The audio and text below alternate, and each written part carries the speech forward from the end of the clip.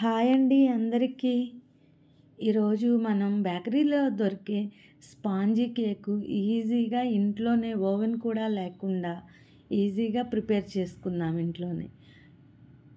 ఇప్పుడు వచ్చేసి ఒక బౌల్ తీసుకొని అందులో 3 ఎగ్స్ని అయితే యాడ్ చేసి ఇలా బీటర్తో బాగా మిక్స్ చేసుకోవాలి. మిక్స్ చేసుకున్న తర్వాత ఇప్పుడు 1 కప్ వచ్చేసి షుగర్ని యాడ్ చేసుకోవాలి.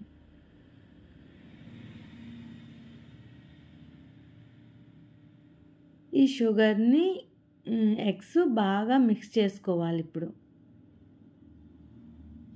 బాగా క్రీమీ టెక్స్చర్ వచ్చేంత వరకు మిక్స్ చేసుకోవాలి.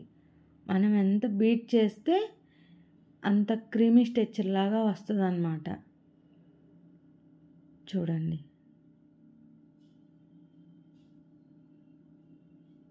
ఇలా క్రీమీగా తయారైన తర్వాత ఎగ్స్ షుగరు వచ్చేసి ఇప్పుడు అదే షుగర్ అయితే ఏ కప్తో వేసుకున్నామో అదే కప్తో మైదా కూడా వేసుకోవాలి.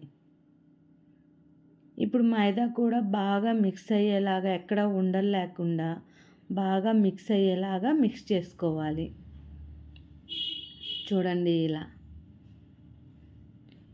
ఇలా చూపించిన విధంగా మిక్స్ చేసుకున్న తర్వాత అదే కప్పుతో 1/2 కప్పు ఆయిల్ యాడ్ చేసుకోవాలి. ఇప్పుడు ఫ్లేవర్ కోసమని కొంచెం వెనీలా ఎసెన్స్ కూడా యాడ్ చేసుకుందాం. చూడండి, ఒక 4-5 డ్రాప్స్ వెనీలా ఎసెన్స్ కూడా యాడ్ చేసుకున్న తర్వాత ఇప్పుడు ఆయిల్ వెనీలా ఎసెన్స్ మొత్తం మిక్స్ అయ్యేలాగా మళ్ళీ ఒకసారి మిక్స్ చేసుకుందాం.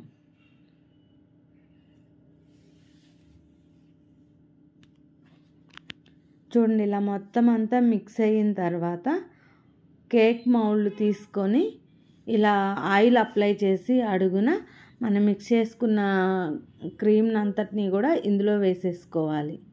కేక్ క్రీమ్ని అంతా ఎక్కడ బబుల్స్ లేకుండా చూసుకోవాలి. ఇప్పుడు స్టవ్ మీద పెట్టుకోవాలన్నమాట. డైరెక్ట్గా కింద స్టవ్ డైరెక్ట్గా అంటే పైన ఇంకొక గిన్నె లాంటిది పెట్టేసుకొని దానిపైన ఇప్పుడు మనం కేక్ క్రీమ్ని పెట్టుకోవాలన్నమాట. చూడండి, 1/2 వరకు ఉడికింది. ఇప్పుడు చూడండి ఎలా బబుల్స్ వచ్చాయో.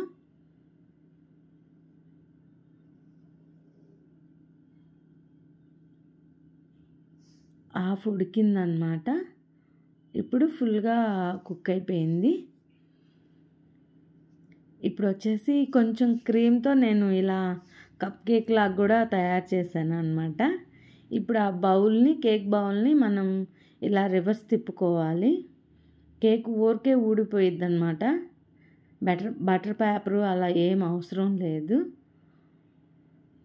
చూడండి, ఎంత స్పాంజీ కేక్ మనం బేకరీలో కన్నా మనం ఇంట్లో చేసుకుంటే ఎంత బాగా వచ్చిందో. చూడండి ఎంత బాగుందో, పర్ఫెక్ట్గా కుక్ అయ్యింది. ఈ వీడియో కనుక మీకు నచ్చినట్టయితే ప్లీజ్ ఈ వీడియోకి ఒక లైక్ చేయండి, మన ఛానల్ని సబ్స్క్రైబ్ చేసుకోండి. ఓకేనా ఫ్రెండ్స్? ఇంకొక వీడియోతో మళ్ళీ కలుద్దాం.